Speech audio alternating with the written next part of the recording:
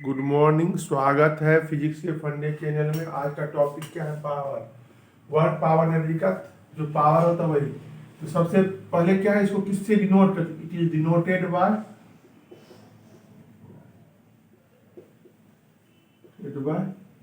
Capital P. समझिए किससे denote करता है? Capital P. तो इसका फॉर्मूला क्या था? वर्क, पहला डिफिनेशन जो है, work per unit time is called power. क्या है?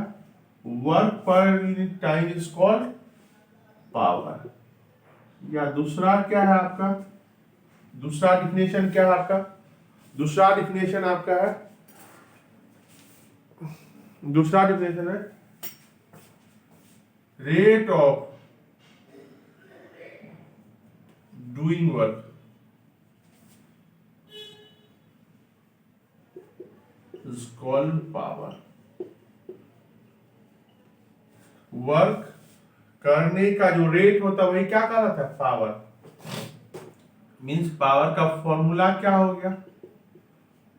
Work by time. और इसकी एसआई यूनिट की बात करें, एसआई यूनिट तो क्या वर्क का क्या होता है? जूल होता है, और टाइम का सेकेंड होता है, जूल पर सेकेंड। 1 जूल सेकेंड को क्या बोलते हैं? 1 वाट। इसको डब्ल्यू से डिनोट करते हैं। 1 वाट। वाट एक साइंटिस्ट का नाम है जिसके ओनर में पावर का एसआई यूनिट दिया गया है। समझ गए? वाट जो है एक साइंटिस्ट का नाम है, वो किसके ओनर में दिया गया? साइंटिस्ट के ओनर में दिया किसका? पावर का। 1 जूल सेकेंड को क्या बोलते हैं? 1 सेकेंड में अगर 1 जूल वर्क होता है, इसका डिफिनेशन क्या होगा? 1 वाट का। अगर 1 सेकेंड में, 1 second, if 1 joule work be done, then we can say that 1 watt power delivered. 1 second में अगर 1 जूल काम होता है तो उसको क्या बोलते? 1 वाट पावर। 1 सेकेंड में, इन 1 सेकेंड 1 जूल वर्क होता है तो क्या बोलेंगे? 1 वाट पावर। समझ गए? 1 वाट पावर। ठीक है। इसका सीजीएस स्पेशल यूनिट क्या होता है? स्पेशल यूनिट अगर आप देखें तो वाट का होता है एक HP, horse power. Horse power means HP. Actually जब अंग्रेज लोग के समय में ज्यादातर काम किससे होता था? घोड़े से। एक घोड़े की जो शक्ति होती थी, समझिए ना, एक हॉर्स का जो पावर होता है उसी को क्या बोलते हैं? 1 एचपी। रिलेशन बिटवीन, समझिए, relation between HP and what. 1 HP, 1 horse power बराबर कितना होता है? 746 वाट। याद रख लेना। कुछ और स्पेशल यूनिट है, 1 किलोवाट। 1 किलोवाट को कितना? 10⁻³ बोलते हैं। 1 मेगावाट, 10⁻⁶ वाट। इसको ऐसे भी लिखते 1 किलो डब्ल्यू, 1 MW। समझ गए? यूनिट है 1 किलोवाट, कहीं लिखा हुआ है तो उसका मीनिंग क्या हो गया? 10⁻³ वाट, मीन्स 1000 वाट। 1 किलोवाट मीन्स 1000 वाट। 1 मेगावाट मीन्स 10 लाख वाट। 10⁻⁶ अगर इतना वाट है तो इसको क्या बोलेंगे? 1 M, कैपिटल M। ये के भी क्या है? कैपिटल है। समझे? किलोवाट। ये आपका यूनिट हो गया।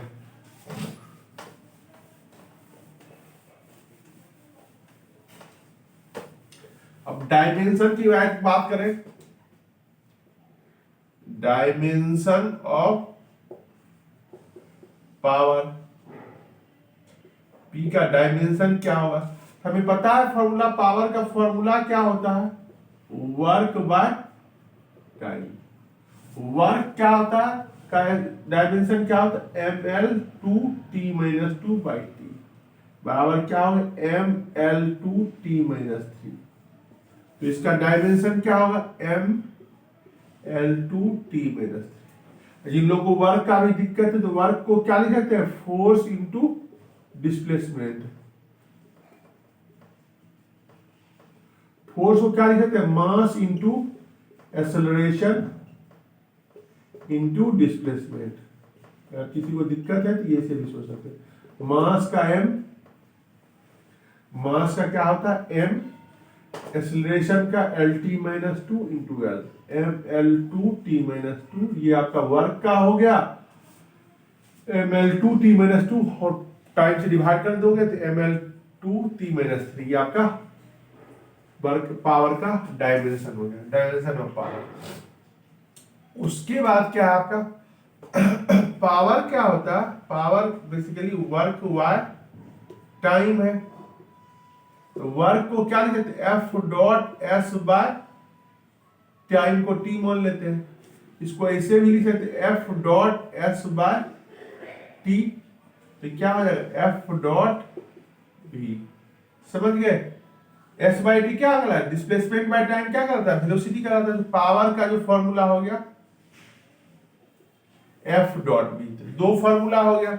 अब क्योंकि पावर क्या है, dot product of force and velocity, इसलिए पावर क्या होगा, डॉट प्रोडक्ट क्या कहलाता है, स्केलर, स्केलर मल्टीप्लिकेशन। इसीलिए पावर ये, क्योंकि डॉट प्रोडक्ट है इसीलिए पावर क्या है, पावर ये स्केलर फिजिकल क्वांटिटी। समझ गए, पावर क्या होगा, स्केलर फिजिकल क्वांटिटी होगा, क्योंकि ये क्या है, डॉट प्रोडक्ट है। जैसे वर्क पॉजिटिव हो सकता है, निगेटिव हो सकता है, जीरो हो सकता है। वर्क क्या हो सकता है, वर्क अगर आपका वर्क में भी पॉजिटिव, निगेटिव और जीरो। उसी तरह से पावर भी क्यों होगा, में भी पॉजिटिव, निगेटिव, जीरो। क्यों होगा भाई, पावर क्या है, F.V है। इसको लिखा है तो mod F mod V mod cos theta. Mod F तो पॉजिटिव, मॉड V पॉजिटिव, लेकिन cos थीटा क्या होता है, पॉजिटिव भी हो सकता है, निगेटिव भी हो सकता है, जीरो भी हो सकता है। cos थीटा आपका जो है पॉजिटिव भी हो सकता है, निगेटिव भी हो सकता है और जीरो भी हो सकता है। पॉजिटिव कब होगा, जब थीटा का वैल्यू 0 से 90 के बीच में होगा। निगेटिव कब होगा, तो थीटा का वैल्यू जो है 0 से लेके 90 तक, 90 से लेके 180 तक, 90 से बड़ा और 180 से के बराबर, 0 से लेके 90 से छोटा। और जीरो कब होगा, जब थीटा इक्वल टू 90 डिग्री। तो पावर क्या होगा, जीरो होगा। इसीलिए पावर अगर यहां पे बोले थीटा का वैल्यू 0 से लेके 90 तक, और निगेटिव का होगा थीटा का वैल्यू 90 से लेके 180 तक, और थीटा का वैल्यू 0 का होगा 90 पे। समझ गए, ये आपका हो गया। क्योंकि आप अगर देखोगे कॉस के चार्ट में, कॉस क्या होता है, अगर आपको जो लोग बायो फिर से देखो, कॉस 0 का वैल्यू होता है 1, कॉस 30 का वैल्यू होता है 1/√3/2, कॉस 45 का वैल्यू होता है 1/√2, कॉस 60 का वैल्यू होता है 1/2, कॉस 90 का वैल्यू होता है 0, कॉस 120 का वैल्यू होता है -1/2। समझ गए, कॉस 120 का वैल्यू कितना होता है, -1/2, कॉस 150 का वैल्यू होता है -√3/2, कॉस 180 का वैल्यू कितना होता है, -1। समझ गए, -1। तो आपका देख रहे हो, जब 90 से बड़ा होता है क्या होता है, निगेटिव होता है। 90 से पहले क्या होता है, पॉजिटिव, और 90 पे क्या होता है, जीरो। इसीलिए cos 90 अगर बोलो थीटा 0 से 90 के बीच में होगा, तो पावर जो होगा यहाँ पे, पावर आपका पॉजिटिव होगा। पावर पॉजिटिव, पावर क्या होगा आपका पॉजिटिव होगा, यहाँ पे पावर क्या होगा, निगेटिव होगा, यहाँ पे पावर क्या होगा, 0। समझ गए? तो ये आपका हो गया। आपको एक चीज पूछेगा, जैसे work done by the centripetal force क्या होता है, 0 होता है, तो power delivered by centripetal force, power delivered by centripetal force is 0। क्यों होता है?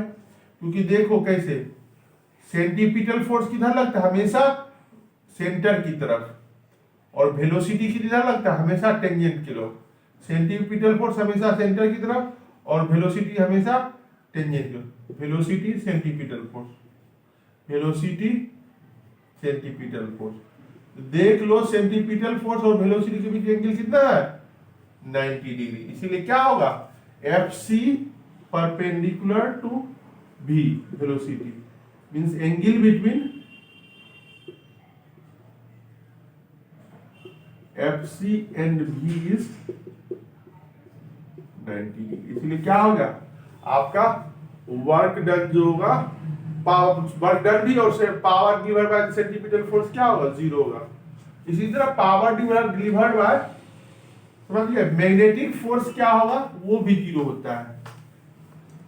आप लोग आगे जाके देखो, मैग्नेटिक फोर्स जो होता है, power delivered by magnetic force भी 0 होता है, क्योंकि फोर्स और वेलोसिटी देखो, जो मैग्नेटिक फोर्स होता है F बराबर क्यू वी क्रॉस बी होता है, समझ गए। तो फोर्स और वेलोसिटी, मैग्नेटिक फोर्स और वेलोसिटी क्या होता है, परपेंडिकुलर होता है, समझ गए। Magnetic force, angle between magnetic force and velocity is 90 degree. Angle between magnetic force and velocity is 90 degree. इसीलिए क्या होगा, power delivered by magnetic force क्या होगा, 0। इसी के साथ जो है आपका पावर पे जो है ऑलमोस्ट थ्योरी पार्ट कंप्लीट हो गया। एक और पार्ट बताऊंगा जिसमें न्यूमेरिकल होगा सेकेंड पार्ट में, समझ गए। हाँ, एक ही और देख लो इसी में, क्योंकि उसमें एक और कॉन्सेप्ट है कि area under slope of work time graph will give power. समझिए, अगर ये वर्क टाइम, इधर वर्क है और इधर वर्क है, इधर क्या है आपका टाइम, तो पावर, ये जो एंगल होगा थीटा मींस इसका स्लोप टेन थीटा, स्लोप ये क्या देगा, पावर। समझिए, स्लोप पावर बराबर टेन थीटा। थीटा क्या है, एंगल बिटवीन, थीटा जो आपका किस क्या है, एंगल बिटवीन टाइम एक्सिस के बीच में एंगल है, लाइन और टाइम एक्सिस के बीच में एंगल है। एक और होता है, समझिए, टेन पावर बराबर क्या होगा, टेन थीटा बराबर लिख सकते slope of power time, sorry work time graph, work time graph. समझ गए। दूसरा पार्ट, लास्ट पार्ट जो है एक और, area under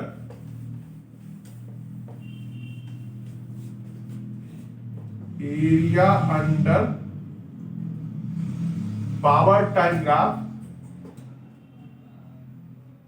power time graph will give, area under power time graph will give work done। मान लो इधर पावर है, इधर क्या है, टाइम है, इस तरह का एरिया बना हुआ है। ये एरिया जो देगा आपका, एरिया कवर्ड जो होगा, ये एरिया, ये पार्ट,